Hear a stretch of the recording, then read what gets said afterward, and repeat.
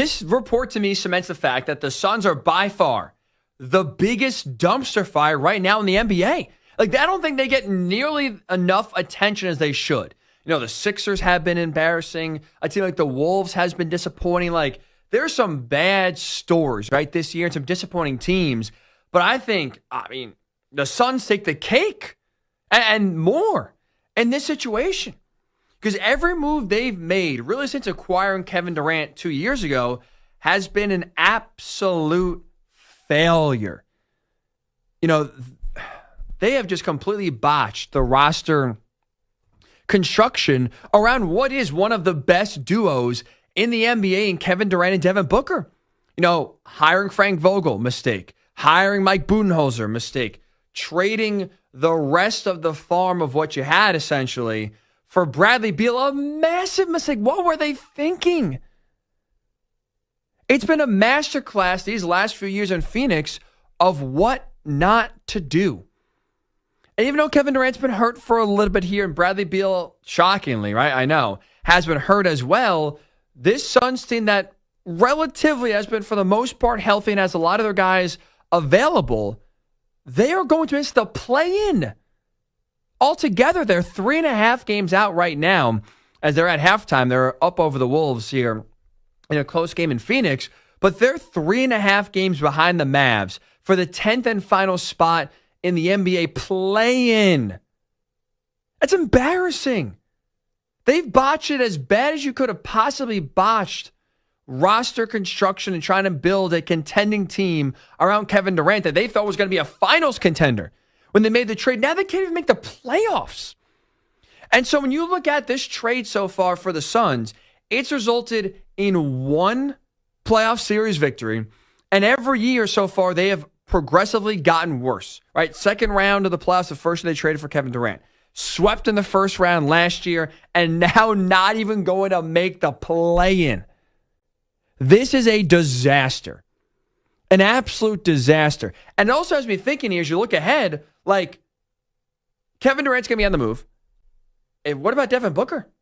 Like, if you're Devin Booker right now and you see how things have gone since Matt Ishbia has taken over and basically run the team and been the de facto GM, and you've seen every move he has made be the wrong one, why would you sign up and continue to stay in Phoenix?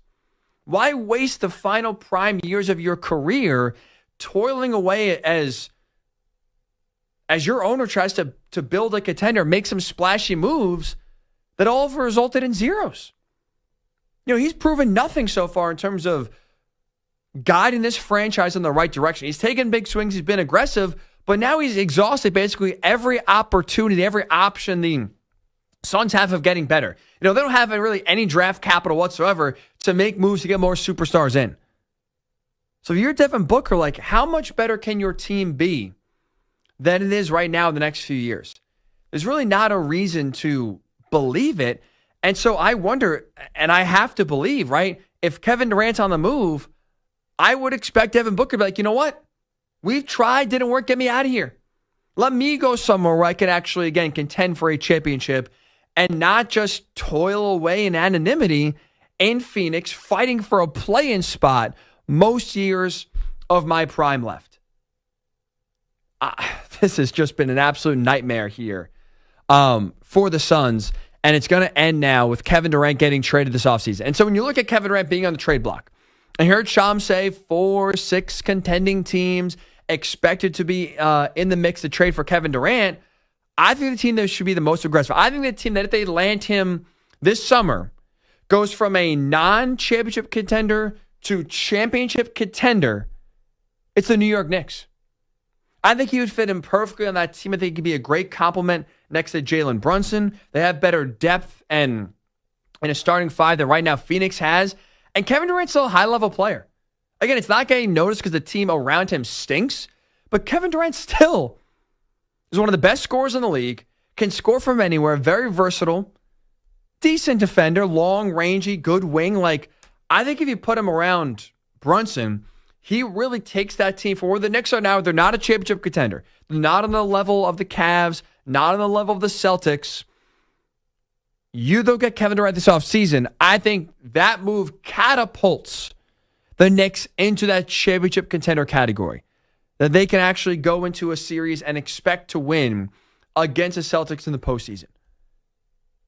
Because I think what you're doing is, right, if the Knicks trade for Kevin Durant, what you're doing is probably trading Cat. That's what's going back. The Knicks traded 5 first-round picks for Mikal Bridges, so they don't exactly have the draft capital, a ton of draft capital, let's say, to move in this trade. And also, not to mention, Shams said it later on in his report, that the goal, first and foremost here, would be to trade Kevin Durant in order to build around Devin Booker. They're not going to tank. They're not going to tear it down and try to get draft capital. I assume if they trade Kevin Durant, it's going to be to try to get some legitimate players back to put around Booker where you can try to compete for a playoff spot starting next year. And you look at who could be in the mix, right, who could be interested. Most teams that are playoff teams, right, are not giving up their first or second best player. They're not doing so. It makes no sense, right? In order to get Kevin Durant. So when you look at what you could get back if you're Phoenix in a trade, I would probably say right now, Karl Anthony Towns is the best player you could get back. Could you try to convince yourself of a Cat Booker duo? And the Suns have had big man problems in recent years, so that addresses a big need that they have. Could that be enough to get them just in the play-in? Probably. But I think if you're the Knicks, that's a move that, again, jumps you from second-tier team, good but not great. So I think you jump to that championship contender tier if you can get Kevin Durant. That, to me, is a team that should be the most aggressive, that should be all in on trying to get KD services, as he, according to Shams, will be on the block this offseason and will be traded by the Phoenix Suns.